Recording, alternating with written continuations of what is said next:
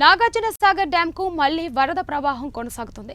ఈ నేపథ్యంలో ఇటీవల మూసివేసిన డ్యాం గేట్లను తాజాగా నీటిపారుదల శాఖ అధికారులు తేల్చారు. తాజాగా డ్యాం 6 గేట్లు ఎత్తి నీటిని దిగువకు విడుదల చేస్తున్నారు.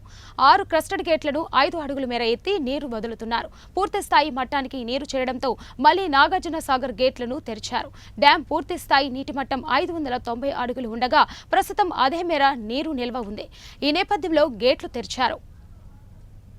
ఇక సాగర్ పూర్తి స్థాయి నిల్వ సామర్థ్యం ప్రస్తుతం నీటి నిల్వ సామర్థ్యం 312.50 టీఎంసీలుగా ఉంది. సాగర్కు 95,469 క్యూసెక్ల వరద వస్తుండగా 6 గేట్లు తెరిచి అంత వరదను బయటకు పంపుతున్నారు. ఇక సాగర్ గేట్లు తెరవడంతో మళ్లీ పర్యాటకుల సందడి మొదలైంది.